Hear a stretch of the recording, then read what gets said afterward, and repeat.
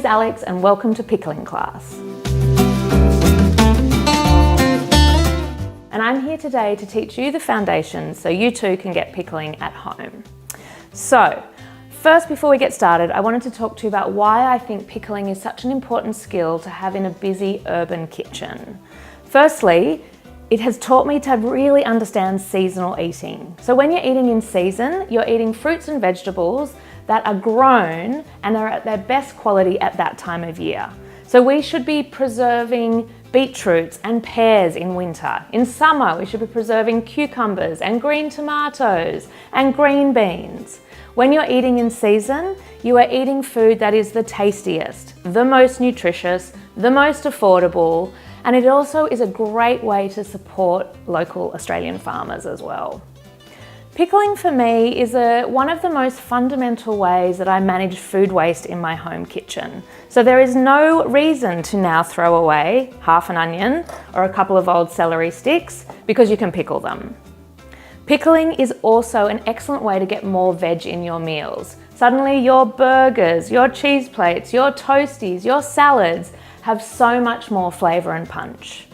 And I feel like pickling makes a really great gift. Giving someone a homemade jar of pickles is really thoughtful, it's really delicious, and it's definitely not going to get re-gifted or end up in landfill. So, what is actually pickling?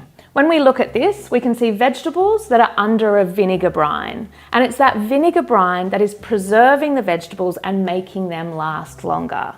So when you are a pickler, what you're looking to do is make fruits or vegetables last longer to extend their time and turn them into a really delicious, tangy condiment that you can incorporate in lots of different meals.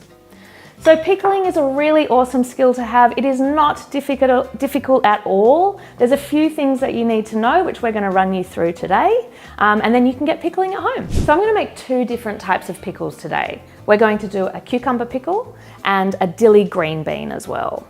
The dilly green beans are a harder, more firm vegetable, so they can go raw directly in the jar. The cucumbers, however, have quite a high water content, which means that we need to salt them before we start. Basically, the process for that is that you thinly slice your vegetables, and that could be a zucchini, a cucumber, an onion, a green tomato, a choco, anything that has a really high water content.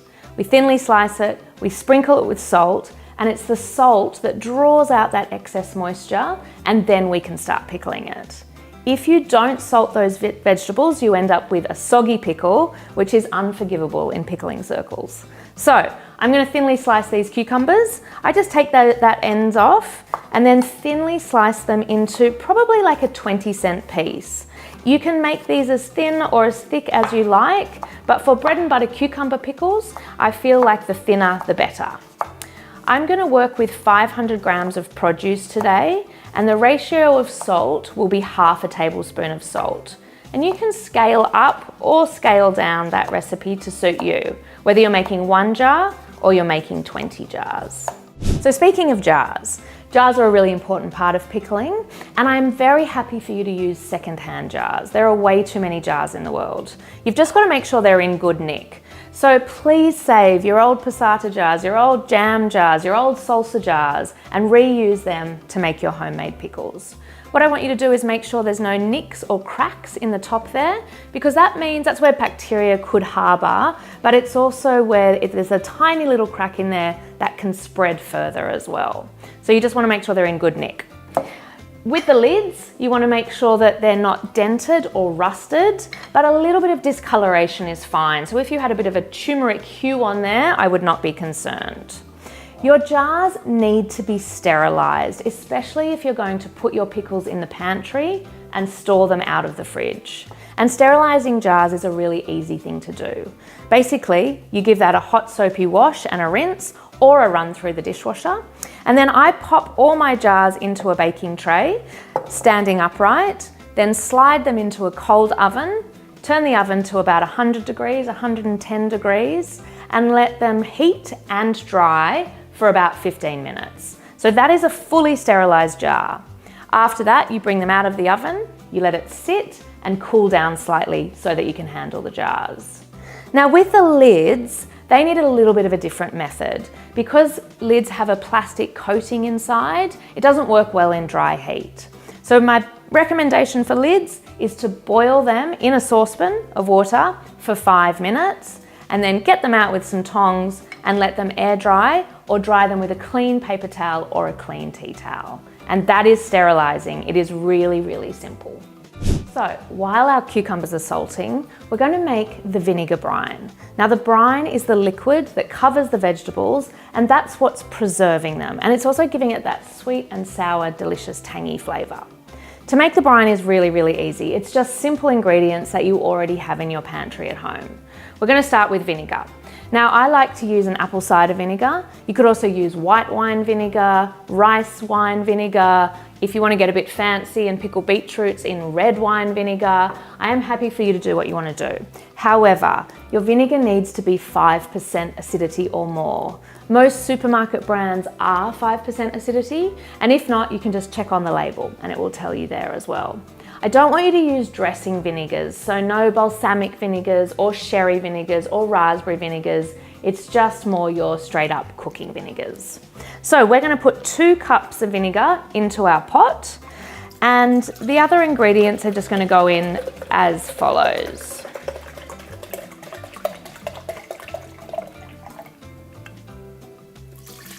Two cups of vinegar. We're then going to put 1 cup of water in there as well. We're going to put half a cup of sugar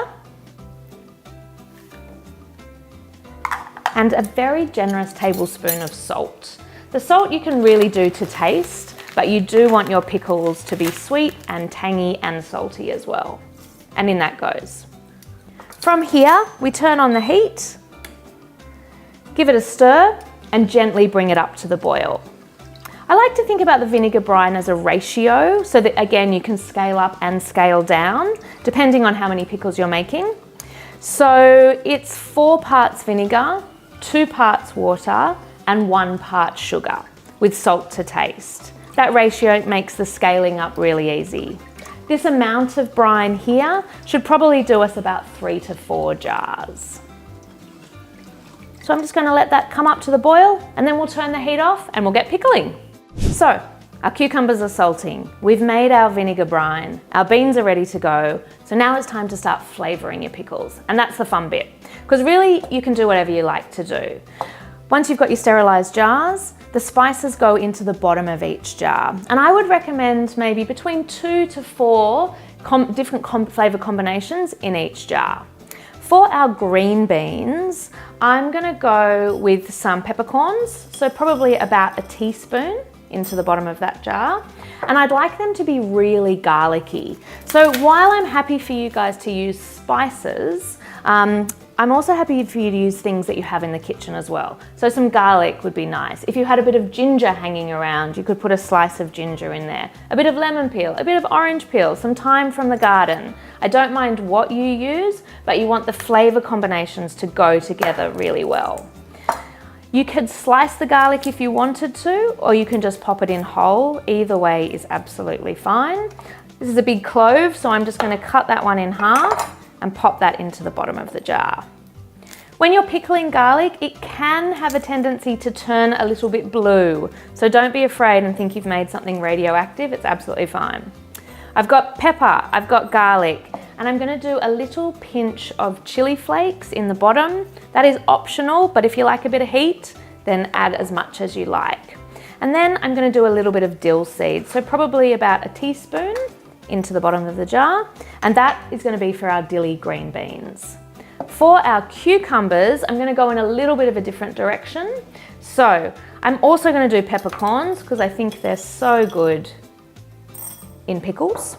And I'm going to do some mustard seeds. I've got black mustard seeds here with some yellow mixed through it, but either is fine. So a teaspoon of those in the bottom of the jar. And then I'm going to do some lemon peel, which is going to add some extra zing. So I'm taking off the rind. I'm trying not to get the white bit. I'm just getting the yellow bit. And I'm going to pop 2 of those into the bottom of the jar. Cucumber pickles are also delicious with dried mint. You could add a bay leaf in there as well. And sometimes I keep my herb stems, so things like dill stems or coriander stems, and pop them in there for some extra flavor too. So we've got 2 jars with 2 different flavorings going on. We're going to pack our cucumber pickles into one jar and our green beans into the other jar. When you're grabbing your green beans, the best way to measure, if you're going to leave them whole, is to just see if they're going to fit in the jar like that. I'm just going to break the top off. You could also cut them up into halves or thirds as well. When you're packing your green beans into the jar, just make sure you get a really nice tight pack, fitting as many as you can as possible. If you don't pack enough green beans in there, or any vegetable for that matter, your pickles are going to end up floating to the top with all the vinegar brine down the bottom. So you may not win the Easter show on your very first go, but I want you to give it your best shot to make your pickles as good looking as possible. So I'm packing that jar as tightly as I can. For the last one there, I'm just popping it around that way at the top, which is called a seat belt, which is going to keep holding all the rest of the vegetables down under the vinegar brine as well. Now for sturdy vegetables, they're sometimes a little harder to pack because they're so dense, but just do the best that you can. And there's our green beans, very prettily packed. So for the cucumbers, it's basically the same process. And once you start pickling more and more, you'll realize it's the same steps over and over again. Remember that these have been sitting in the salting liquid. So I'm just going to shake that out and you will see that a whole lot of liquid is coming out the bottom of that strainer. It's up to you if you want to give that a squeeze. You could pat them a little bit as well. I'm just going to really gently push out a little bit of that moisture. And you can see that coming down. So that is all that excess moisture, which is really important to get rid of. From here, I'm just going to gently pack my salted cucumber slices into the jar. You might want to use a knife as well, just to help you shimmy all the cucumber pieces into the right locations. And it's up to you how pretty you want to make this, or if you just want to get it straight into the jar. You want to firmly pack down, but because these are quite soft, I don't want you to really densely pack them and damage the cucumber shapes either. So it's sort of a firm but loving pack. All right, so those three cucumbers perfectly filled up one jar.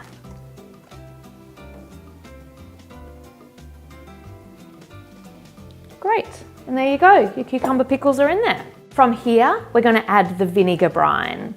Make sure your brine's hot, and then we're just going to pour that over the top. I'm going to gently pour this in, making sure that every nook and cranny is being filled. What you don't want is big areas where there's air bubbles. So I'm going to pop that down, give it a bit of a tap, and make sure that we're releasing out any air bubbles. I don't know if you guys can see there, but there's a really big air bubble. So I'm going to get my knife down the side and just release those air bubbles out. That's really important because an air bubble is a ball of oxygen, and we want to get as much oxygen as we can out of this jar. It's also really important to make sure that all your vegetables are right down under the vinegar brine. So you want them to be completely covered. So I'm just going to top that up a little bit more to make sure that they're submerged. You also want to make sure that your vinegar brine is not touching the inside of the lid. You need what's called headspace. So that's like a little 1/2 centimetre gap between where the vinegar and the vegetables end and the inside of the lid starts. I'm going to get my knife again and release any air bubbles out. That one's looking pretty good. I'll just give it a tap. Add a tiny bit more brine. And then I'm going to pop the lid on. So what we've got here is 2 jars of pickles, and you can see how easy that was to make. However, these jars are not shelf stable yet. So if you wanted to, you could just store those into the fridge and they will last for probably about 3 months. What I'd like to teach you now is how to heat seal these jars to make them shelf stable, which means that you can store them in the pantry for up to 2 years. Basically, you get the biggest pot that you've got, and we pop a tea towel down in the bottom. And that's so we don't have glass sitting directly onto hot metal. And the jars go in. And then we're going to cover them with water. Now you can see here, this pot's not tall enough to completely submerge them. So as long as the water level is 3/4 of the way up the jar, it's absolutely fine. So your jars can be underwater, or the water level can come 3/4 of the way up. And I'm just putting tap water here, which is just at room temperature. I'm then going to bring my water up to the boil, just on a sort of medium heat that will slowly come up to the boil. While the jars are boiling, we're going to put a 15-minute timer on, not from when they first go into the pot, but once the water starts boiling. From that 15 minutes, what's happening is that the inside of the jars are getting really, really hot, and bacteria do not like high temperatures. The pressure that is building up from the heat will start to force the oxygen outside of the jar. So all the oxygen that's in there at the moment is going to get forced out the sides of the jar, outside the lid there. As the pressure is building up, the lid goes from flat like this and it starts to puff up a little. So you'll start to see the lids doming, which is a really good sign. They start to simmer for 15 minutes, the lids are doming like that, and that is what you need in order to heat seal your jars and keep them in the pantry. So I'm a really big believer in not throwing anything out and using everything that you have. In my fridge, I had this half onion, which I don't want to just let hang around for too long, and I definitely don't want to throw in the bin. And from my pickling, I've got a little bit of brine left over. Brine like this will last for up to a month in the fridge, so don't worry. I would just put that into another jar or a bottle or a container and store it in the fridge. However, if you can't be bothered to go through the sterilizing process and then heat seal everything, you can still have pickles. And the best way to do that is just by quick pickling. So I'm going to very thinly slice this onion, and if you wanted to, you could add in a little bit of celery if you had some, if you had a radish hanging around. I often have sort of 1 or 2 shallots or green onions that need using. So really you can use anything that you like. And I'm just going to really, really thinly slice this because we don't have heaps of, it's not going to sit in the pantry for a long period of time. So the thinner, the better in terms of flavour. I'm then going to pop my slices into the jar. And this can be done with a carrot, it can be done with a little bit of cabbage, really whatever you want. I'm going to pour the brine on top, and that just goes in there. And you can just make a really quick brine if you don't have leftover brine in order to pickle. Pop that in there, and then I'll just pop a little bit of flavour on top. And again, please use what you already have. Start emptying out your spice cabinet. Going in there, and I'll just do a tiny little slice of ginger. Now within 15 or 20 minutes, I've got something that resembles a pickle, that is tangy and delicious. Because we sliced it thinly, it's all going to happen very quickly. These are delicious if you're going to have tacos. I would pop them through a potato salad. They would be really, really yummy on a sandwich or a burger as well. Great on tacos. So feel free to add the pickled onions to all sorts of different meals. For your cucumber pickles, I would recommend to use them on a cheese board. Definitely on a burger would be really yummy as well. Toasties are always elevated if you add pickles to them as well. And I often thinly slice pickles and then pop them through a salad. So through a green salad would be really delicious too. The dilly beans are one of my all-time favorites. They're really good if you're doing any kind of cheese board or charcuterie board. Something really nice you could take on a picnic with you as well. And please don't forget that your pickling brine is so full of flavor, and splash it around and use it in your cooking as well. So vinegar brine can go into your stir fries.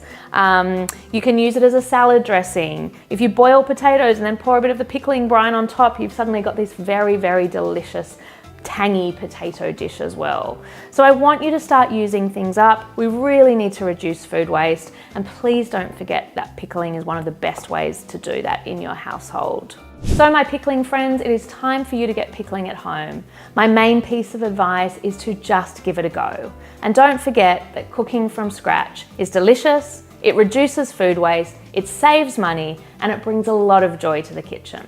So good luck!